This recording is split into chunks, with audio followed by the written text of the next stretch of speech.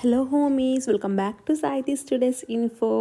మీకు ఈ పాటికే వీడియో ఏంటి అనేది అర్థమయ్యే ఉంటుంది కదా. అరకులో ఉన్న మడగడ వ్యూ పాయింట్ అనమాట. రీసెంట్ డేస్లో ఎక్కువగా పాపులర్ అయింది ఇదే కదా. ఎందుకంటే వంజంగి లంబసింగి అయితే కొంచెం ఎక్కువ ట్రెక్కింగ్ ఉంటుంది, పైగా ఎక్కువ మరీ ఓవర్ ట్రాఫిక్గా ఉంటుంది కాబట్టి ఇది కొంచెం ఎక్కువ ఫేమస్ అయ్యి పీపుల్ చాలామంది ఇప్పుడు ఇక్కడికి కూడా వస్తున్నారు. నిజానికి ఇది ఫస్ట్ ఇయర్ అయినా, ఇది అంటే ఈ మధ్య కదా వెలుగులోకి వచ్చింది.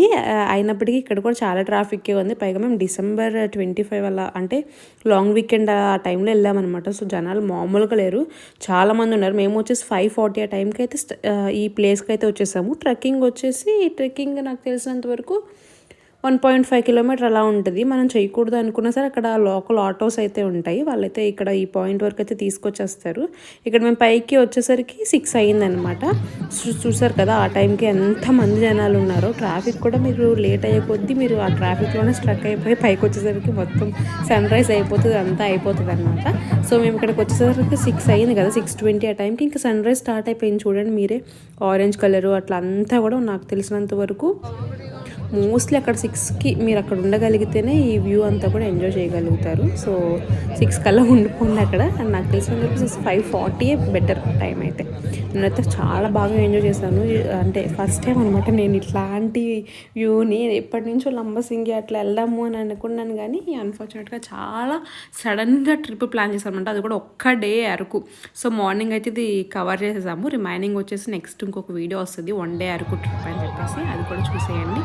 మరి మీరు అది చూడాలంటే ఫస్ట్ సబ్స్క్రైబ్ చేసుకోవాలి కదా. నేను చాలా వీడియోస్లో నేను అసలు సబ్స్క్రైబ్ చేసుకోమని అడగను, కాబట్టి మీరు చేసుకోవట్లేదు కూడా. ఇంతవరకు చూసారు అంటే మీకు నచ్చే ఉంటుంది కదా, సబ్స్క్రైబ్ చేసుకోండి.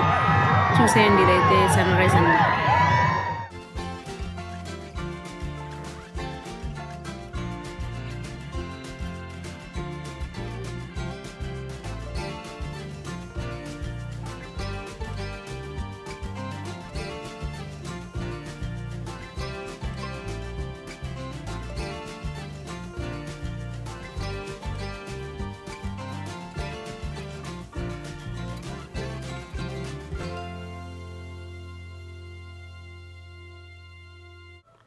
చూసారు కదా సన్ రైజ్ ఎంత బాగుందో.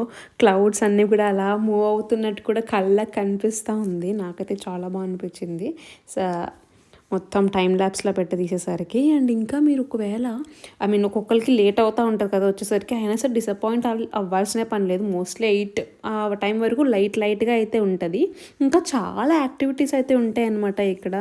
అంటే ఇప్పుడు పైకి వచ్చినాక కొంచెం ఒక 3-4 ప్లేసెస్లా ఉంటాయి అన్నమాట వ్యూ పాయింట్స్. అంటే కొంచెం అటు ఇటుగా, అంటే మొత్తం అదంతా కూడా అంటే చాలా ప్లేస్ ఉంటుంది కదా, ఒకటే చోట నుంచి ఏ పీపుల్ కూడా చూడరు కదా.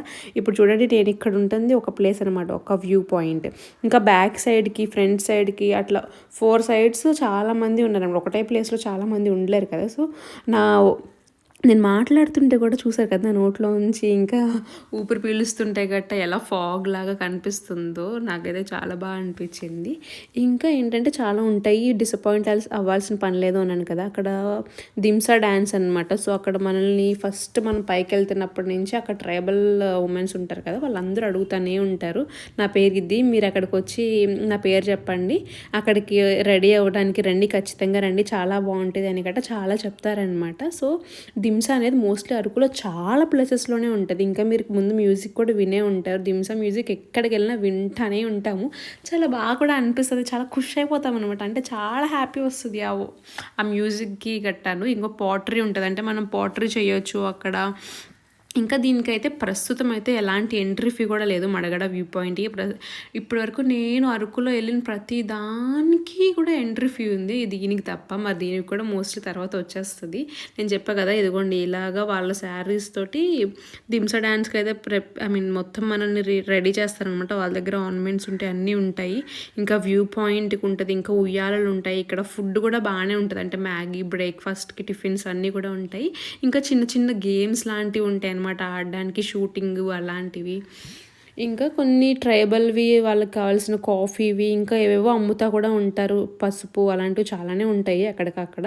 మేబీ ఇది సీజన్ వల్ల ఇంకెక్కువ మంది దింసా డ్యాన్స్ అంటే అక్కడ ట్రైబల్ ఉమెన్స్ చాలా మంది ఉన్నారనమాట. ఎక్కడ చూసినా అవే, ఎక్కడ చూసినా వాళ్ళే రండి మేడం కట్టుకోండి అని అంటూ ఉంటారు. నాకైతే అంత ఇంట్రెస్ట్ లేక నేను అంత పార్టిసిపేట్ అయితే చేయలేదు, ఎందుకంటే ఇంకా చాలా ఉన్నాయి, పైగా మంది వన్ డే ట్రిప్ అందుట్లోనూ అని చెప్పేసి. పైగా ఇక్కడ ఎక్కువసేపు టైం స్పెండ్ చేసినా కిందకి వెళ్ళేసరికి చాలా ట్రాఫిక్లో అయిపోతుంది అనమాట. ట్రాఫిక్ ఇన్ ద సెన్స్ చిన్న రోడ్డు లోపలికి రావడానికి, సో అంతా ఒక్కొక్కటి వెళ్ళేసరికి అయిపోతుంది కదా అని చెప్పేసి మేము 7:30 ఆ టైంకి అయితే మళ్ళీ మేము రిటర్న్ కిందకి స్టార్ట్ అయిపోయాము. అయినప్పటికీ మాకు 2 hours పట్టింది. కొంచెం రోడ్డే అది, బట్ సన్నగా ఉండేసరికి బయటకు వెళ్ళడానికి 2 hours పట్టింది. అక్కడే మాకు సగం టైం పోయింది. ఇంకా మీరు లేట్గా వెళ్తూ ఉంటే ఇంకా మేము వెళ్తూ ఉంటే ఇంకా పైకి వచ్చేవాళ్ళు ఉన్నారనమాట. సో ఎంత ఫాస్ట్గా మనం అవగొడితే అంత మంచిదనమాట. సో నేను అక్కడ కొంచెం లైట్గా బ్రేక్ఫాస్ట్ చేసేసి స్టార్ట్ అయిపోయామన్నమాట. రిటర్న్ వచ్చేటప్పుడు కూడా అక్కడక్కడ మనం నడుస్తూ వస్తే, అంటే ఆటో 50 రూపీస్ ఇస్తే పైకి తీసుకెళ్తారు, మళ్ళీ 50 రూపీస్ ఇస్తే కింద కూడా తీసుకెళ్తారు. బట్ మనం ఎందుకు అలా వెళ్ళడం అని చెప్పేసి ఎక్స్పీరియన్స్ చేద్దాం, చిన్న ట్రెక్కింగే కదా అని చెప్పేసి షార్ట్ కట్స్లో గట్రా మేము అలా వెళ్తే చూడండి, ఎక్కడ చూసినా వ్యూ ఉంటుంది, ఎక్కడ చూసినా చుట్టూరు మంచిగా ఉంటుంది అన్నమాట. మొక్కలు గట్ట అన్నీ కూడా సన్ వచ్చినాక రిటర్న్ వెళ్తున్నాం కాబట్టి అన్నీ వ్యూ గట్ట భలేగా ఉండింది. మీరు కూడా అరకు అయితే ఏమైనా చిన్న ట్రిప్ ప్లాన్ చేసుకోవాలి, బడ్జెట్ ఫ్రెండ్లీగా చేసుకోవాలి అనుకుంటే ఖచ్చితంగా వెళ్ళండి. నా బడ్జెట్ ఎంత అయింది, నేను వన్ డేలో ఏమేమి చూడేసాను అనేది ప్రతిదీ కూడా నేను నెక్స్ట్ వీడియోలో అయితే షేర్ చేస్తాను. సో తప్పకుండా సబ్స్క్రైబ్ చేసుకుంటే నెక్స్ట్ వీడియో కూడా చూడొచ్చు. అండ్ ఇంకొక విషయం ఏంటి అంటే, నార్మల్గా వచ్చినట్టయితే కొంచెం ప్రైజెస్ అవన్నీ కూడా తక్కువ ఉంటాయి, అంటే టెంట్స్ అయినా రూమ్స్ అయినా. బట్ ఇది సీజన్ వల్ల దిమ్మ తిరిగిపోయింది. మేము బిఫోర్ డే నైట్ వచ్చామన్నమాట, అంటే కొంచెం క్యాంప్ ఫైర్ అలాంటివన్నీ ఎక్స్పీరియన్స్ చేద్దాము అన్నట్టు. బట్ అవన్నీ ఫెయిల్ అయిపోయింది. నేను రూమ్ని ఎత్తుక్కునేసరికి సగం టైం పట్టింది. అక్కడ నా మెల్ల చూసారా స్కార్ఫ్ అనుకున్నారు, కాదు బెడ్షీట్.